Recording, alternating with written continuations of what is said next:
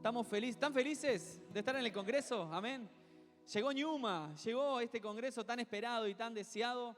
Y no solamente llegó Ñuma, llegó David, que no es poca cosa. Le damos la bienvenida a David de Sena. Gracias por estar con nosotros, gracias por visitarnos. Es una alegría realmente que puedas acompañarnos, pastor. Ahí ya aparece luego atrás de los parlantes. Hace mucho tiempo habíamos hablado con el pastor David para que nos acompañara en este congreso y queríamos y anhelábamos que él pudiera ministrarnos en este tiempo. Vino desde muy lejos y realmente decimos qué bueno que llegó porque casi no llega. Hubo un paro en Argentina de las aerolíneas argentinas y hace muchas horas que David está viajando en diferentes medios de transporte para llegar y gracias y gloria a Dios que Él está con nosotros y estamos expectantes de recibir lo que el Señor habló a tu corazón y lo que el Espíritu Santo va a ministrar a nuestras vidas. Así que todo tuyo y gracias por acompañarnos. Gracias a vos, Nacho. Te bendiga. ¿Cómo están? ¿Todo bien? Creo que solo me faltó andar en bici para llegar acá, porque primero viajé 1 hora y media en auto, después tomé un vuelo desde Iguazú, allá al norte de Argentina, hasta Buenos Aires, y de ahí el bendito buquebús salvó todas las cosas. Pero, como le decía Nacho, quizás siempre donde hay tanta lucha, evidentemente Dios está queriendo desatar algo que es poderoso. Así que estoy creyendo junto con ustedes, porque espero que ustedes crean conmigo, que Dios va a hacer algo grande en estos días. ¿Lo creen? Tenemos que tener esa certeza, porque yo creo que todo en nuestra vida se trata de fe. Todo en nuestra vida se trata de fe. Y creo que todos los que han venido acá vinieron para ser capacitados y vinieron para ser entrenados y vinieron para ser desafiados. Y yo solamente quisiera poder ser un instrumento para colaborar con el Espíritu Santo, ¿no? Siguiendo a los amigos de Líbranos del Mal, para colaborar con Él en lo que Él está queriendo hacer acá. Quiero que oremos y después me presento un minuto y tengo unos pocos minutos. Mañana vamos a compartir más, pero quiero que oremos, quiero que invitemos al Espíritu de Dios solo para este momento. Espíritu, solo quiero pedirte que abras nuestros oídos espirituales y nos encuentres con el corazón dispuesto para que tu palabra trabaje en profundidad. Nosotros no queremos tener una espiritualidad superficial, Señor, queremos tener una espiritualidad profunda y queremos estar parados sobre tu palabra y que tu Espíritu Santo pueda hacer y deshacer en nosotros a su antojo. Hoy nos entregamos a la voluntad de Dios y declaramos que este momento y todo lo que viviremos en estos días, Señor, es tuyo, te pertenece. En el nombre de Jesús decimos amén y amén. Amén. Bueno, me presento nomás, soy David, como dijo Nacho, David de Sena. Estoy casado con Abigail, ¿sí? Me van a encontrar en Samuel, en el libro de Samuel, con mi esposa. Pastoreamos juntos allá en Misiones, en Victory Church, una casa que arrancó hace 28 años atrás, en el living de mi casa. Y nos hemos expandido a lo largo y a lo ancho de la provincia en la que estamos y también afuera de la provincia, en otros lugares, en otras provincias, en otros lugares de Argentina, y aún estamos iniciando afuera de Argentina. Y saben que yo soy historiador de formación, pero bueno, todo lo tengo por pérdida y por basura con tal de servir a Cristo, así que he dejado muchas cosas a lo largo de mi vida para hacer esto que nunca quise hacer, pero que Dios me empujó a hacer. Porque saben, creo que cuando Dios tiene un propósito con una persona, lo único que nos espera encontrar es dispuestos. No sé si habrá alguien acá dispuesto, pero a veces ese estar dispuesto va a implicar que uno renuncie a determinadas cosas, ¿no? Además, con mi esposa somos padres de 2 mellizas hermosas, Mía, Victoria y Olivia Sol, ¿sí? Que sinceramente me cuesta mucho dejar. Tienen 1 año y 3 meses, así que créanme cuando les digo que estar acá para mí es un sacrificio que hago para Dios. Pero que yo sé que tiene una gran recompensa porque nuestra vida le pertenece al Señor, ¿sí? Le pertenece al Señor. Yo quiero hablarte en los próximos minutos, quizás de una manera muy corta, muy sencilla, acerca de la vida de Samuel. Hace tiempo, meditando en la vida de Samuel, me di cuenta de que Dios usó a Samuel para impactar su generación de una manera tremenda. Y yo creo que es un buen modelo de lo que el Espíritu Santo está queriendo hacer con nosotros. Yo por eso quisiera preguntarte, ¿será que en este lugar, en este rincón a las afueras de Montevideo, habrá alguna persona que esté disponible para el Señor? Porque sabes que si Dios solamente pudiera encontrar a una persona que responda a su voluntad, Él puede hacer todo lo que desea hacer. Yo quiero leerte unos versículos que están en 1 Samuel capítulo 3, versículo 1, y después darte algunas apreciaciones, tratar de profundizar en alguna revelación que sacamos de acá. Dice 1 Samuel capítulo 3, voy a leer en la Nueva Versión Internacional. Dice: Samuel, que todavía era joven, servía al Señor bajo el cuidado de Elí. Y en esos tiempos no era común oír palabra del Señor, ni eran frecuentes las visiones. Recordá eso. Elí ya se estaba quedando ciego, y un día, mientras él descansaba en su habitación, Samuel dormía en el santuario del Señor, donde se encontraba el arca de Dios, y la lámpara de Dios todavía estaba encendida. Y entonces el Señor llamó a Samuel, y este le respondió: aquí estoy. Entonces fue corriendo donde estaba Elí y dijo: aquí estoy, ¿para qué me llamó usted? Entonces Elí le respondió: yo no te he llamado, vuelve a acostarte. Y Samuel volvió a su cama, pero una vez más el Señor lo llamó y le dijo: Samuel. Se levantó, fue donde estaba Elí, y él le dijo: aquí estoy, ¿para qué me llamó usted? Y entonces Elí le volvió a responder: hijo mío, yo no te he llamado, vuelve a acostarte. Y Samuel todavía no conocía al Señor, ni su palabra se le había revelado. Entonces por tercera vez llamó el Señor a Samuel, y él se levantó, fue donde estaba Elí. Entonces le volvió a decir: aquí estoy, ¿para qué me llamó usted? Entonces Elí se dio cuenta que el Señor estaba llamando al muchacho, y le dio un consejo: ve, acuéstate, si alguien vuelve a llamarte, dile: habla, Señor, que tu siervo escucha. Así que Samuel se fue, se acostó en su cama. Entonces el Señor se acercó, se detuvo, lo llamó de nuevo y le dijo: Samuel, Samuel. Entonces Samuel respondió esta vez: sí, habla, que tu siervo escucha.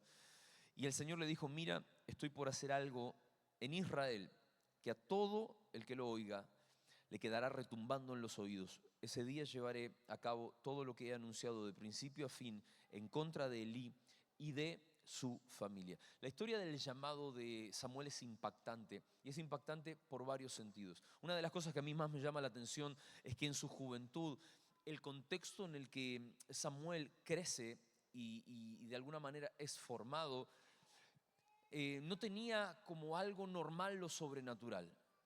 Lo que vemos en realidad es un Elí con sus hijos que eran un desastre, que vivían una religión y servían en Silo. Sí, yo sé, estaba el arca de Dios, que era la presencia misma de Dios, pero lo sobrenatural no era normal. Lo sobrenatural no era común. Y quizás muchos de nosotros hemos tenido la experiencia de no tener la sobrenaturalidad de Dios, que en realidad para Dios es el pan de cada día, es la moneda corriente. No tener la sobrenaturalidad de Dios como lo usual en nuestras vidas. Ese fue el contexto en el que Samuel se crió. Entonces, lo que terminó haciendo Dios con Samuel fue levantarlo para forjar una generación que sí tenía por normal escuchar y ver a Dios. Que es algo esencial del ministerio profético, escuchar y ver a Dios. Y en realidad es esencial para la cultura celestial, para la cultura profética que Dios nos llama a forjar en la iglesia de Cristo. No es algo tan ni místico, ni ajeno, ni siquiera es propio del oficio del profeta.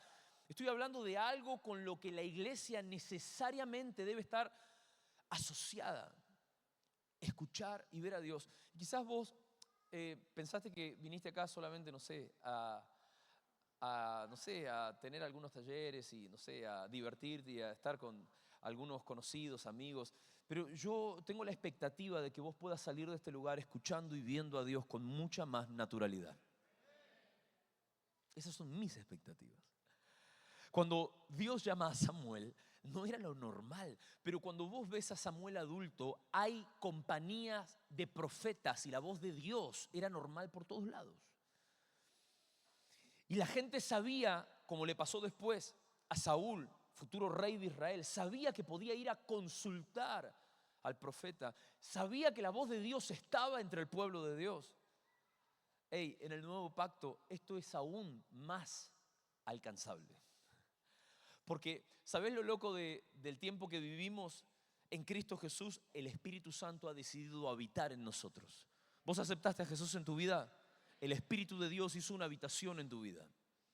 El tema es que nosotros lo conozcamos y que cultivemos una vida como la que Samuel pudo cultivar. Y yo solamente quiero tratar de sacar unas pocas lecciones de su vida y tratar de ver qué nos enseña esto para forjar una cultura celestial, una cultura en donde el cielo es lo cotidiano. Fíjense que el cielo debería ser el foco de nuestra atención. Cuando uno, por ejemplo, lee al apóstol Pablo, Colosenses, por ejemplo, solo le voy a citar un versículo porque podríamos leer muchísimos. Colosenses 3, versículos 2 y 3. Fíjense que la atención de un hijo de Dios necesariamente debe estar en las cosas de arriba, en las cosas celestiales. Colosenses 3, versículo 2, dice: concentren su atención en las cosas de arriba, no en las de la tierra, pues ustedes han muerto y su vida está escondida con Cristo en Dios. O sea, nosotros no podemos vivir nuestra vida cristiana en términos terrenales, porque la vida cristiana en sí mismo, en su esencia, es una realidad espiritual a la que accedemos.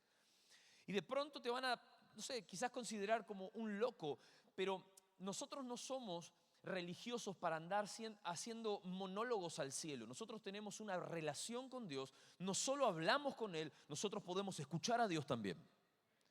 Ese debería ser el pan de cada día para nuestras vidas. No solo para lo que Él quiere hacer en nosotros. Y no te voy a dejar ir de estos días sin hablarte de esto. El tema más potente para Dios es lo que Él quiere hacer a través de nosotros, para afectar la vida de los demás. ¿Cuánta gente podemos alcanzar que quizás por no escuchar a Dios se están perdiendo? Y fíjense que esta concentración en las cosas de arriba es clave para forjar una cultura celestial. Evidentemente, Dios está queriendo revelarnos más del mundo espiritual, aún para que sepamos movernos en este mundo material. Porque detrás de lo que vemos hay una realidad espiritual que nosotros no podemos desconocer.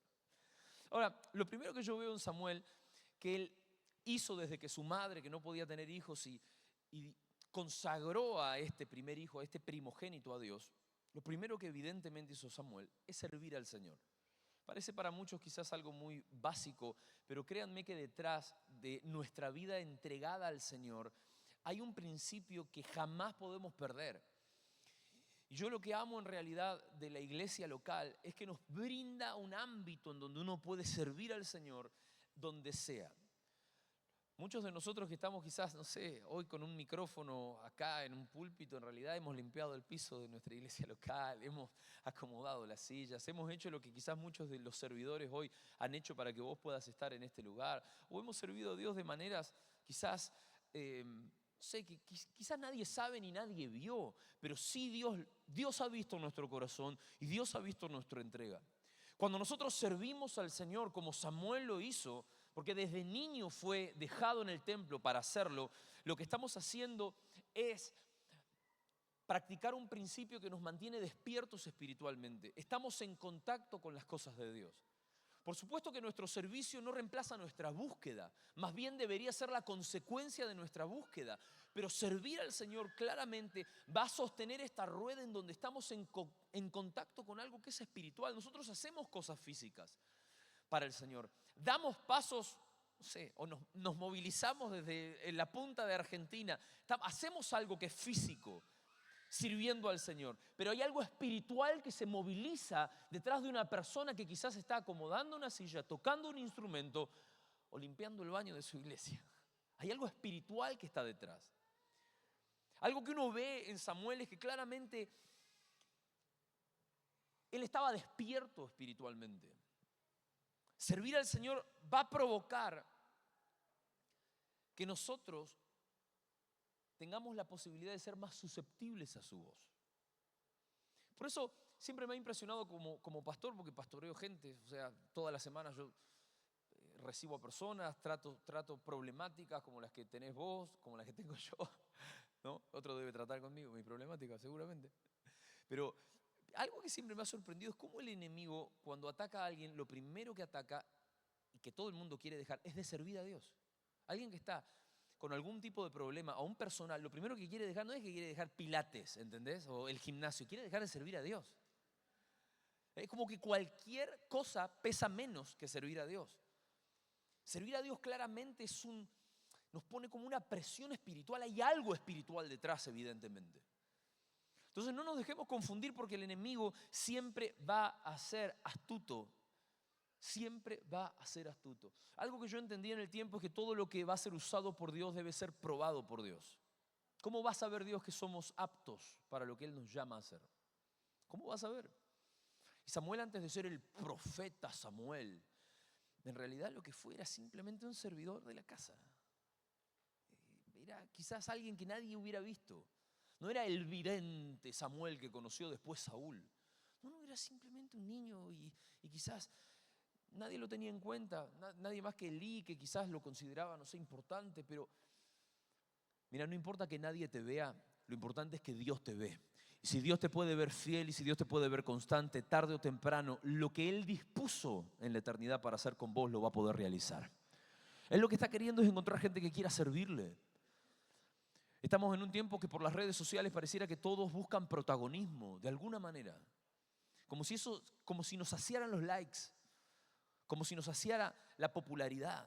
Recién cuando venía en Buquebús estaba escuchando atrás mío a una mujer, soy un chusma, ¿no? Perdón. Pero era inevitable porque no hablaba, gritaba sería, ¿no? Y le contaba a otra persona que recién conoció, muy histriónica, que se había encontrado con Ricardo Darín, el actor. Y Ricardo Darín era como el actor a quien amó toda su vida. Y de pronto un día, de carambola, de casualidad, lo encuentra y estaba solo ella y el actor que siempre quiso conocer. Y se dio cuenta que Ricardo Darín era un gran amargado. Le contaba a la otra persona su desilusión. Se le pinchó el globo del actor, ¿no? Porque no la quiso ni saludar. Y ni la miró a la cara. No quiero difamar a Darín. A mí también me gusta cómo actúa, sería. Pero lo que te quiero decir es, a veces ponemos tantas expectativas en los seres humanos. Lo más importante es lo que Dios ve que vos hagas. Dios lo encontró a Samuel sirviendo quizás cuando nadie lo veía, así como lo encontró después a David, ¿sí? Con las ovejas, adorando cuando nadie lo veía, con su arpa ahí. O sea, Dios ve lo que nadie ve. Y Dios va a poner en alto eso tarde o temprano. Ahora, una cosa que también me impacta de la vida de Samuel es cómo él estuvo bajo la autoridad espiritual de un ser humano. Yo me encuentro mucho con la iglesia teniendo este problema de sujetarse a autoridades espirituales. Y se los dice un ex rebelde, ¿no? Yo sinceramente, estaríamos mucho tiempo si les tuviera que contar mi testimonio, pero yo cuando tenía 18 años me vine a estudiar a Capital Federal desde Misiones. Como les dije, soy historiador de formación y cuando me vine a estudiar, yo vine con un conflicto muy grande con mis padres. Yo me crié en un hogar cristiano y realmente con ellos tenía una relación tipo amor-odio, una cosa así, muchas cosas por sanar, muchas cosas por solucionar. Me tocó quizás comerme muchos de los mosquitos de la religiosidad de la que mis padres venían saliendo, porque ellos siempre fueron buscadores del Espíritu Santo y que el Espíritu Santo los guiara y los conduciera, pero como yo soy el mayor, vieron que los mayores siempre nos comemos todos los golpes, ¿no? Mis hermanas ya salieron más enderezadas, salieron más derechitas en su caminar. Pero cuando yo voy a Capital Federal, ya con rebeldía en mi corazón, me meto a estudiar historia y me metí a estudiar historia en la universidad más rebelde de todas las universidades, Buenos Aires, ¿no? Filosofía y letras, UBA. Así que al año era bolchevique yo, era un revolucionario, me llené la mente de conocimiento que solamente inflamó más mi rebeldía. Y algo que me costaba entender es cómo no era suficiente con obedecer a Dios. Yo pensaba que hacía la voluntad de Dios. Eso es lo más loco de todo esto. No es que me volví ateo por estudiar marxismo. Yo pensaba que con obedecer a Dios era suficiente. Lo que no me daba cuenta es que bíblicamente eso es imposible, porque en realidad Dios pone autoridades espirituales Y no podemos decir que obedecemos a un Dios que no vemos cuando no podemos obedecer a la gente que Dios pone en nuestro camino, a gente que vemos, a gente que Dios pone en nuestro camino. Y le pasó a Samuel eso en realidad. Él realmente se sujetó a Elí, y Elí era un tipo imperfecto. Porque yo sé las excusas que muchos hemos tenido. ¿Qué hemos tenido como excusa? No, pero si mi líder esto, no, pero si el pastor esto, no, pero si, que como habla, que como esto, que sí, y quizás Samuel de Elí podría haber dicho un montón de cosas. Gente, estamos hablando de que sobre Elí y su familia cayó un castigo de Dios porque no cuidaron lo sagrado, más bien hicieron un desastre. Pero ¿sabes qué? Vos no vas a dar cuenta por tus líderes o por tus pastores. Ellos darán cuenta por eso, por lo que han hecho o no han hecho. Nosotros vamos a dar cuenta si supimos ser obedientes como Dios nos llamó a ser obedientes. Y vos me vas a preguntar, ¿pero esto qué tiene que ver con una cultura celestial, con escuchar la voz de Dios, con mantenerme encendido? Es que esto es clave. Si nosotros vamos a ser una generación que perfeccione lo que la generación anterior ha podido vivir, vamos a tener que aprender a caminar con obediencia. ¿Sabés qué? Yo me di cuenta que muchos de los errores que pude haber visto en la generación anterior los entendí, te diré, no es que los justifique, los entendí cuando a mí me tocó estar en sus zapatos. Muchas cosas, muchos desafíos. Cuando a mí me tocó pastorear o liderar un montón, entendí cosas que yo critiqué del liderazgo. A veces hablamos de lo que no sabemos. A veces decimos cosas por ignorancia, porque no nos toca vivir eso. Pero gloria a Dios que Dios es fiel, es justo y es bueno y nos perfecciona generación tras generación. Yo declaro que vas a ser mejor de lo que tus padres fueron. Mi padre siempre hacía esta declaración sobre mí, yo no la entendía porque estaba tan cegado. Y me decía, vos sos mejor que yo, me decía. Vos sos mejor que yo. Wow. Yo nunca entendí eso hasta que Dios trató con mi corazón y sanó mi corazón. Pero yo declaro lo mismo sobre tu vida. Vas a ser mejor que la generación que te antecedió. Pero para eso necesitas honrar a la generación que te antecede. Como lo hizo Samuel con Elí hasta el final. Y por último, fíjate que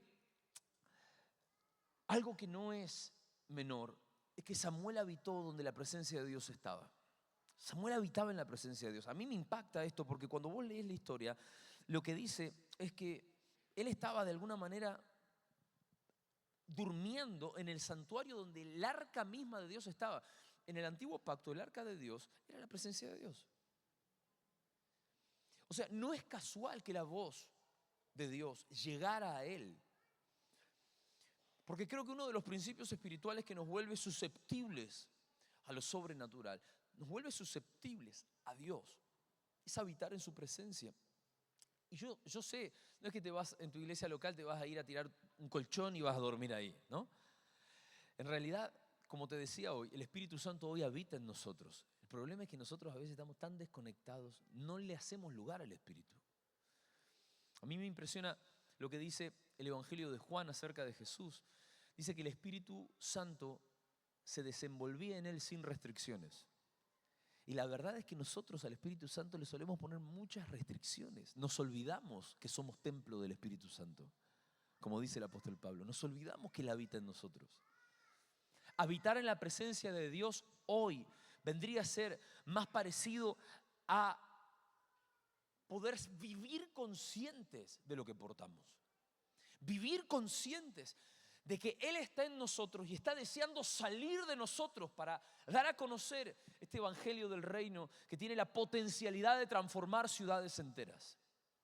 ¿Saben? Lo que estamos viviendo nosotros en la ciudad donde nuestro ministerio inició es impactante. Nuestra ciudad es una ciudad de unos 90,000 habitantes, pero el tamaño que tiene la iglesia para la ciudad es como que apabulla a muchos.